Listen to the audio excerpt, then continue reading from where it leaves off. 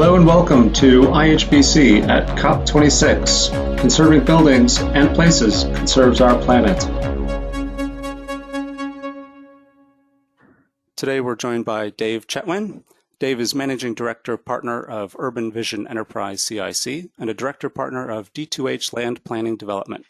He is also a High Street Task Force expert, Chair of the Board of the National Planning Forum, an Associate of the Consultation Institute, and a Design Council expert.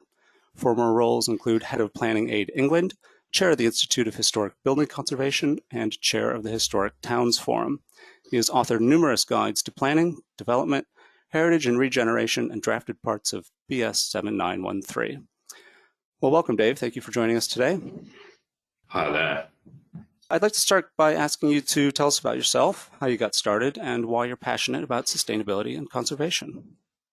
Well, I drifted into planning, really. I'm a chartered town planner, and my companies are both planning consultancies, or focused on planning, development, use of land, etc. But it was really in my mid-20s. I'd done other things before that. Like many of these things, it was just a case of being in the right place at the right time. And when I was working in local government, I started to study planning, and actually did 8 years of study, first getting through my planning qualifications and then architectural history as well. I did an MA in planning and then one in architectural history.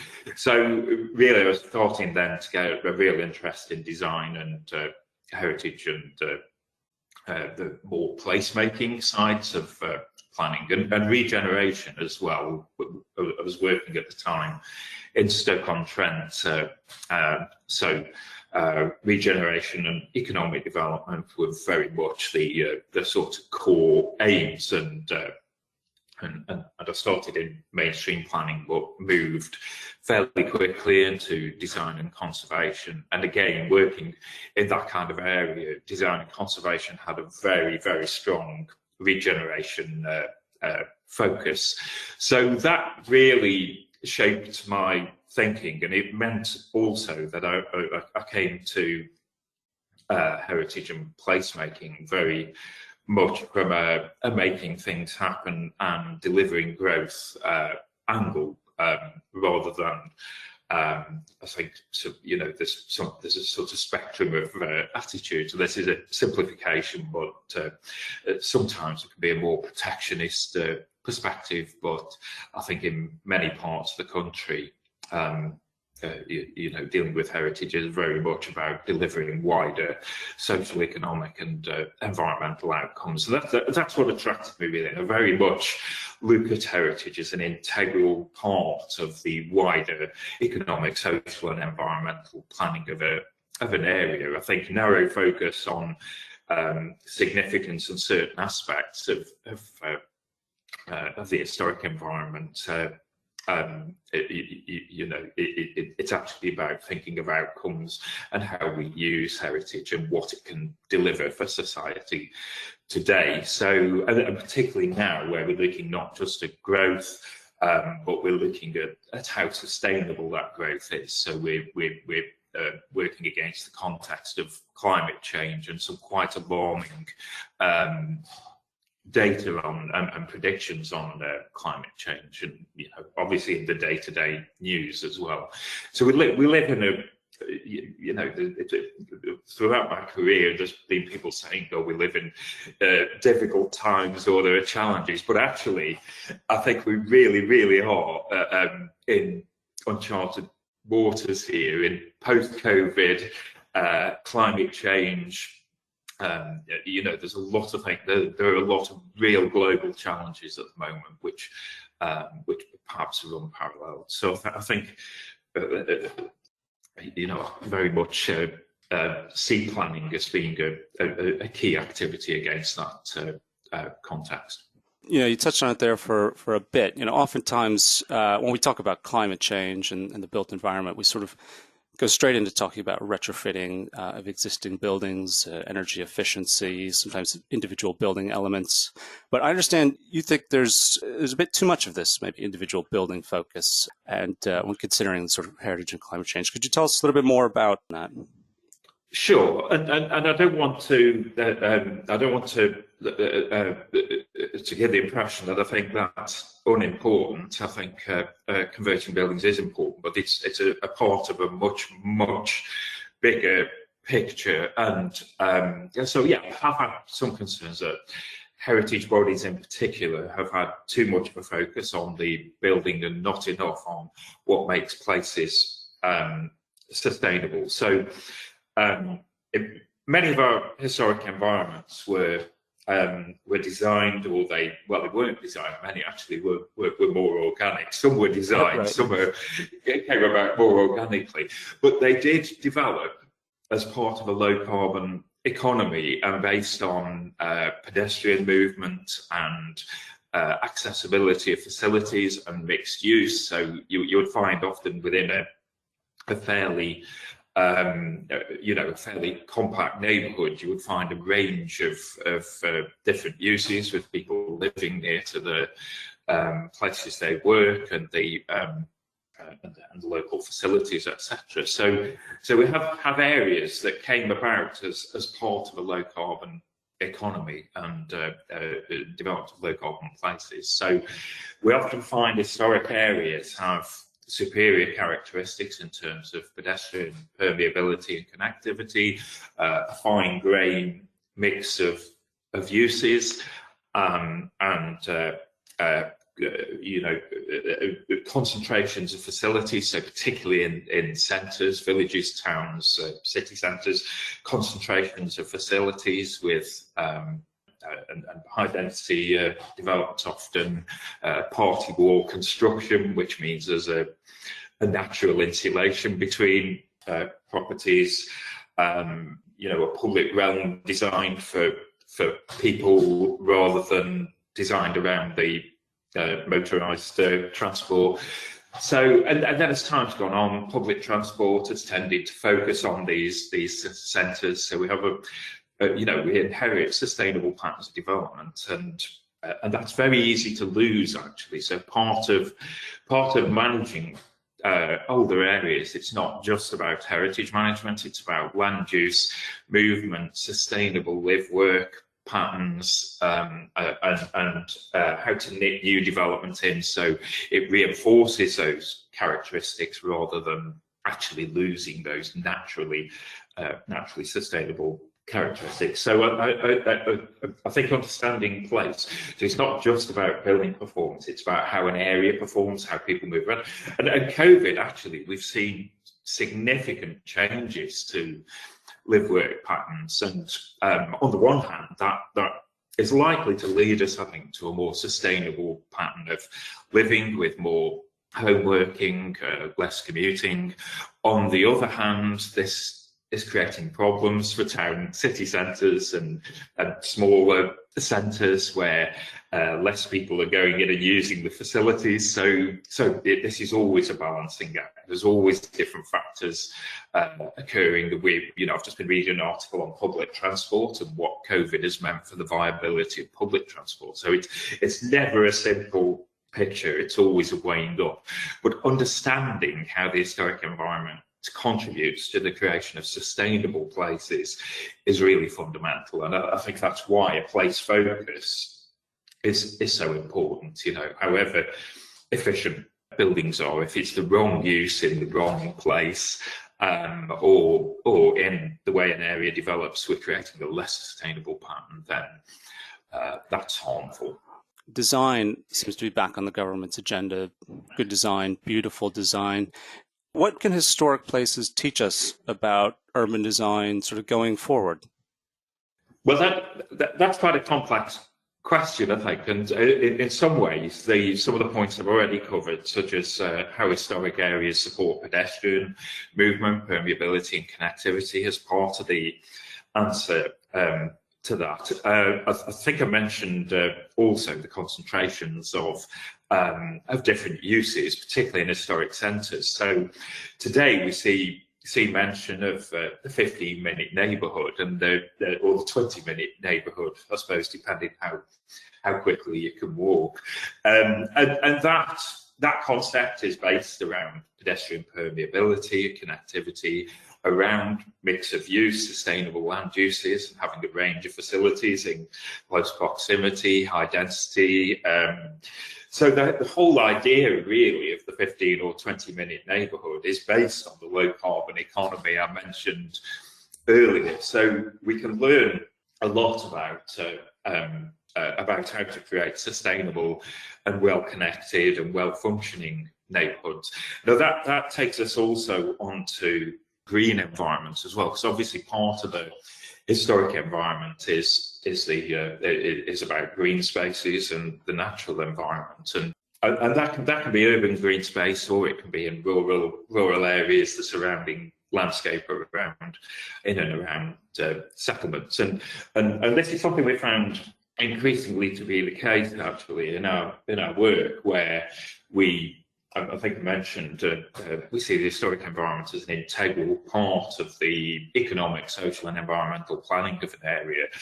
We find planning for the natural or green environment and planning for heritage are deeply meshed into each other. So to give a few examples, we did some work in London's Gordon suburbs, and there the communities we were working with had a real interest in biodiversity and ecology, and that meant, in a Gordon suburb, you can imagine, meant really appreciating the contribution made by borders, by trees, hedges, by garden space, and trying to make sure that they weren't lost through things like hard surfacing or overdevelopment of garden space.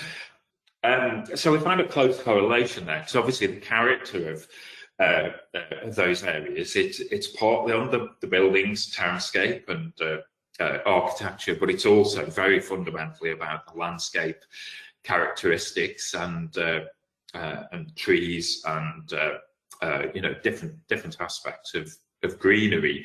So we found in developing policies for development for the area, there was a real correlation there between sustainability and protection of green space and green environment and green infrastructure and conservation. And to give another example, this was more of a village setting and looking at planning policies around a village, and there some of the undeveloped space within and around the village was of fundamental importance, and again to biodiversity and habitats, but equally these spaces were part of the historic environment and historic lanes and surrounding agricultural and other lands. So again, we found this close correlation between conservation of the green and natural and historic environments. So I think that's really the direction of travel, as well as a coming together of conservation of different resources.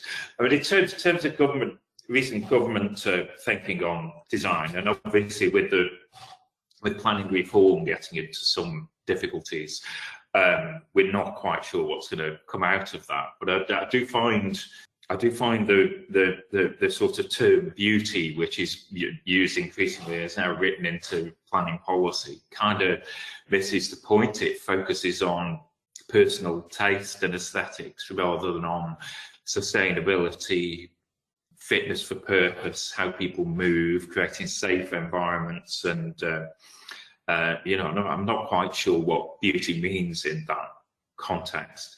I think also the movement to design codes is a double-edged thing. On the one hand, there's more focus on design, which is a good thing, and but on the other hand, we know ill thought through design codes and poorly conceived design codes can actually do more harm than good, and it can be formulaic. It can actually sit very uncomfortably with conservation of historic environments. So it remains to be seen we've got the national design document, which has got a lot of good stuff in, although it's very over complex, I think, the methodology in it.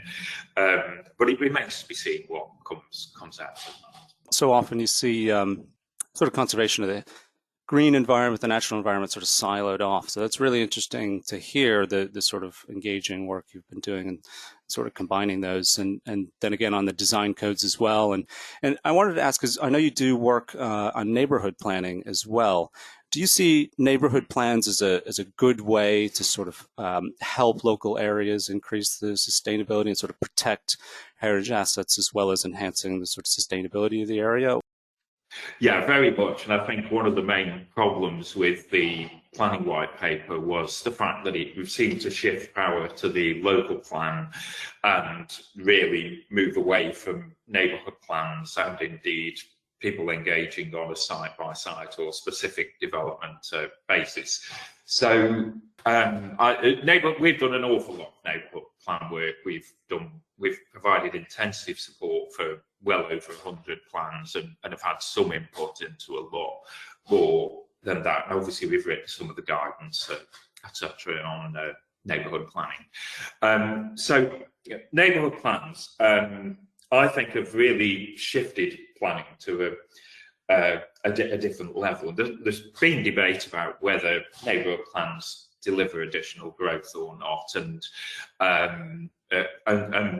certainly based on the 100 and odd we've worked on intensively, they've really most have delivered additional growth to some extent, and some have delivered actually quite a lot of additional growth, and that's both housing growth through site allocations or other housing policies, but also there's often been a focus on town centres, village centres, how to make such areas more sustainable, more resilient, how to, we've seen a game-changing 18 months on these issues as well. So a lot of our assumptions and evidence on centres has changed really, or in a period where there's a little bit of uncertainty at the moment. And neighbourhood plans, I think so. A lot of neighbourhood plans deal with heritage, quite a high proportion do, and again, the tendency is very much to dealing with heritage as an integral part of the planning of the area, so not a separate subject. But and the local communities, they have a real interest in design and heritage, but also, and I think this is where the planning white paper missed it, also in growth and catering for different local needs and for helping areas to adapt. And I think the white paper really missed that the motivation for many people getting involved with neighbourhood plans isn't just about design, which perhaps the white paper implied, but it's about how the area grows. And for quite a few of the communities we've dealt with, they've come in with an ambitious growth agenda and use the neighbourhood plan as the means to try and put that in place. And again, the work the points are made really about natural environment, green environment, historic environment, having a lot of strong correlation between them. Really, in neighbourhood plans, that's come across very, very clearly that there's a lot of common interests between these, and that's also the health agenda. That's not just about live work patterns and the like, but planning for pedestrian movement and green space and the like. That's important also for physical and mental health, something that's much more in the open now. Is discussion of people's mental well-being and the like, and all of these have been factors, and a lot of groups. I think what a lot of groups are after is practical ways of building climate change into their plans. So that's something we've done a lot of work around, is how you write in local solutions to a global problem. I heard you mention growth there quite a few times. There's a view that growth means expending energy, means more carbon, means bad for climate change. But What do you have to say about that? So I think we're all aware of the issue between consumption and sustainability, and particularly cheap throwaway goods. But when we're talking about places and cities and villages and towns, I think it's simplistic to have a growth versus sustainable balance, and actually a no growth policy can be very destructive and lead to less sustainable live-work patterns. So particularly in areas, more underperforming areas. So we know part of the country, the economy is overheating, the housing market particularly is overheating, and actually in some areas it's completely broken. Even people on a very high wage are in shared accommodation because it's so beyond the means of people to get suitable housing. But there's a lot of the country as well that has the opposite problem. Actually, the challenge is local economic opportunity, and the challenge is keeping the area viable and making efficient use of land and keeping town and city centres and village centres alive, which are a sustainable, part of a sustainable structure of living. So in those areas, a no growth policy really locks them into a cycle of underperformance. It means they'll go into further decline, underuse of buildings, of land, and actually leads to less sustainable live-work patterns where there's a lack of local economic opportunity. So I think this brings us on to the levelling up agenda, whatever levelling up means.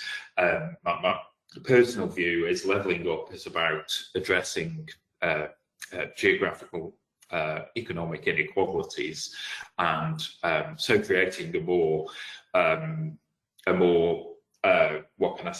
evenly distributed economic activity across the country. And that makes better use of areas where investment is needed and jobs are needed, and it takes the pressure then off the areas that are overheating. My fear is, if you look at government programmes and planning policy at the moment, it's very much geared to high growth areas and to getting more development in high growth areas. And actually we need a fundamental change of thinking there, where firstly the planning policy recognises underperforming areas and areas where viability is the challenge, and getting investment in employment is the challenge. And that actually needs quite a different set of policies to areas where they're overheating and it's all about housing supply. And the same in government programmes. It needs to be much more about incentivising development in underperforming areas, so that our towns and cities and villages all around the country are being helped to recover and to become more prosperous. So it's very fundamental to the levelling up agenda to understand that. And I think a simple no growth, it's actually really unfair. It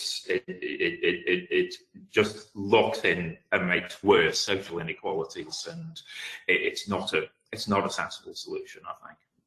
All right, well, thank you very much, Dave. I'd like to wrap up by asking you, in your estimation, what does the future look like, or what should it look like in terms of sustainability and conservation of the built environment? What the future looks like is above my pay grade, but what the future should look like, I think from planning reform and from reform of government programmes, the whole levelling up thing, and obviously we're waiting for the white paper to come out on levelling up, and we're waiting to see what happens on planning reforms. But very much of the view and actually fundamental principle behind Open Vision Enterprise is that planning should be a creative, problem-solving, place-making and participatory activity. So that's what I'd like to see, really, more emphasis on things like neighbourhood planning, a writing of planning policy that doesn't have a nationwide policy on affordable housing, which makes no sense whatsoever, but recognises that there's a different problem in different parts of the country. So a much more nationally written planning policy with less of an assumption of high growth areas in it. Government programmes that target skills and viability challenges and incentivising development in the areas that most need it, but where perhaps the market doesn't quite stack up at the moment. So in some ways, a shift to the thinking of the 1980s, where it was about pump priming and getting the market to work, you know. Absolutely don't suggest a return to regional policy, which was equally crude in its own way. It's more of a fine-grained focus on the areas that are underperforming, the areas where there's potential to take development. We incentivise development to go to those areas. So that's very, very much what I would like to see.